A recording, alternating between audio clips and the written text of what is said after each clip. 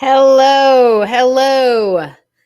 My platform asked me if I was ready to go live, and the answer was sure. So here I am live streaming to you. I'm Dia Bondi. I am on my Facebook page for the Dia Bondi Show. I'm streaming live on our YouTube channel, Dia Bondi on YouTube, and also on LinkedIn. And I hope you can join me right now. We're on the replay to talk about tip number 2 in 10 days, 10 tips in 10 days, all about tips to help you ask for more and get it when you go make the asks that matter to your career, to your venture, and to the strategies you're putting in place to help you reach your goals faster. I am so happy to be with you today. I'm trying to go live on Instagram and I am failing miserably because, you know, that's how it is when you can't work the VCR. So here today, I'd like to be bringing you tip number 2 tied to the launch of our brand new podcast, the Dia Bondi Show, a big podcast for women with goals. And it is a big podcast for women with goals. It is not a podcast for women with big goals. Why? Because I don't care what size your goals are, what they look like, how shiny they are. What I care about is that they're yours. They matter to you. And I want to help you get there as fast as you possibly can, whether they're experiential goals, expertise goals, recognition goals, business goals, revenue goals, whatever they might be, but that you get to do it using asking as a success strategy to help accelerate reaching those goals, and that you're doing it on your own terms in a way that makes sense to you, and also making sure that every time you go to make an ask that matters, you don't leave any money on the table or opportunity on the table as you think about making the asks that matter to you. So I am so thrilled today to bring you tip number 2, which is one that I love and one that sometimes gets a little bit of a reaction, not necessarily positive. So I'm going to give it to you actually 2 ways. Now, this tip is really about is one of the 9 courage-making perspectives we can use to help us ask for more when we go to make the asks that matter to us and our goals. I launched a project a few years ago called Project Ask Like an Auctioneer, aimed at helping 1 million women ask for more and get it, and use asking as a success strategy. And a piece of that is that, yes, I share a framework that sort of flips asking on its head, but we also need to, when we go to make the asks that matter, make sure that we are emboldening that ask, that we are empowering that ask with some courage-making frameworks and strategies that make it possible for us to just ask for a little bit more instead of pre-lowballing ourselves. And this one is number 1 of the 9 strategies, but it's tip number 2 of our 10 days and 10 tips leading up to a live recording of the Dia Bondi Show, which, if you follow along, or if you check out at diabondi.com/launch party, you can be a part of on April 1st. So this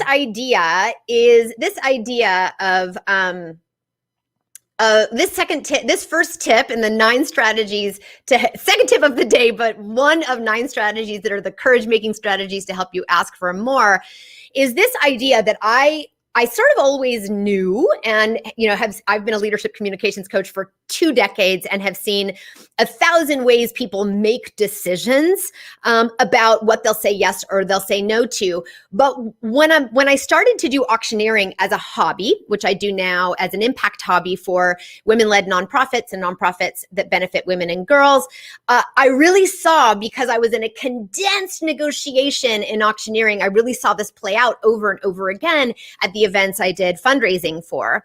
And that is that people are irrational. And if you don't like that tip, this is the tip number 2 for our 10 tips in 10 days. People are irrational, which is also to say that their rationale for what they'll say yes or no to in reaction to your ask may or may not be your rationale for what you would say yes or no to. And in fact, their rationale for what they'll say yes or no to may not even be the rationale that you expect them to use for what they say yes or no to. here's the thing. I have in my fundraising auctioneering impact hobby, I see this play out over and over again. 2 years ago at a live event, I auctioned a one-night camping trip for somebody who won it and 11 of their friends. One-night camping trip, given it was a little bit of a luxury offer. We sold that at auction for $55,000 twice. Now, this matters because where we thought in our planning that item would sell for at auction wasn't at all what it actually sold for. And in fact, if I had accepted the first yes that I got in the room, I would have sold it for half of what it eventually went for, because my rationale for what that item is worth or valued at is not their rationale, the buyer, on what they would say yes or no to. So we have to stop deciding for our audiences what they'll say yes or no to. Sure, we need to game out and anticipate their questions. We need to tell a powerful story. We need to do the work to set up our asks in a way that are robust, stand on a strong platform, that have some sort of rationale built into them, that we anticipate their questions and concerns, all of that. But ultimately, what you think they're going to say yes or no to is not necessarily how they'll make their decision. So in doing this, we've got to stop deciding for our audiences what they'll say yes or no to, and find out what they'll say yes or they'll say no to. It's super important, like my friend Lisa Bragg says, to not shop from our own wallets.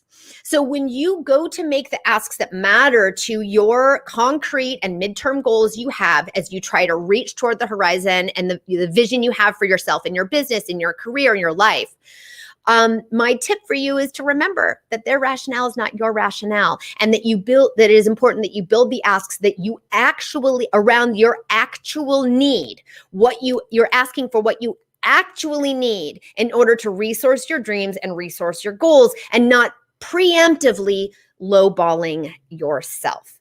So this is exactly the kind of content that we talk about over on the Dia Bondi Show, a big podcast for women with goals. We are on day 2 of a 10-day launch. And if this is the kind of content that you love to hear, you can subscribe right now. We have 6 episodes up and available for you right now. And I think I can share something right here. If you go right here to diabondi.com/launch party, we're doing 2 things. One is, if you help us grow the show, you can, we're doing the thing that everyone loves to do, which is you can enter to win. You can enter to win one of 3 one-on-one coaching sessions with me to workshop one of the strategic and upcoming asks that feel high stakes for you in your career or business. And you can see all my work at diabondi.com.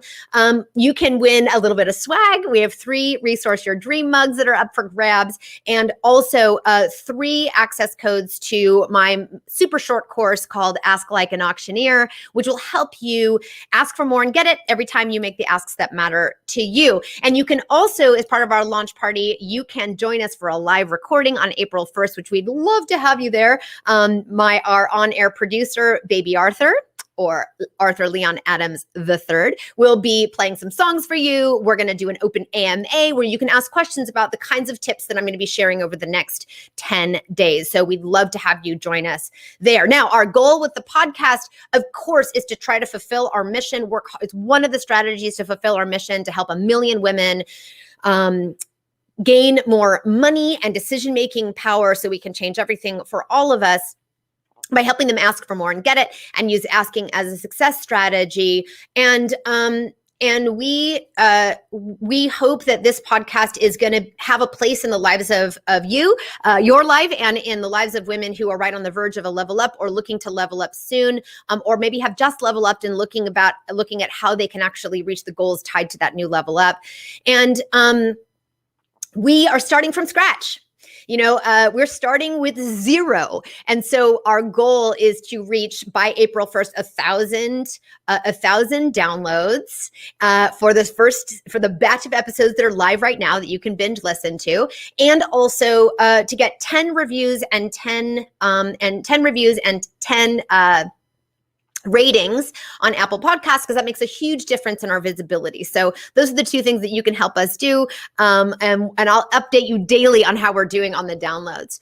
So our tip for today, again, is that people are irrational, or if you don't like that one, their rationale is not your rationale. So don't make decisions for what people will say yes and no to for you. Instead, ask and find out with generosity, with curiosity, with openness, but also with holding on to what it is that you truly need in order to reach your goals. Thanks so much for joining me today, and I'll see you tomorrow, 10 a.m. Pacific.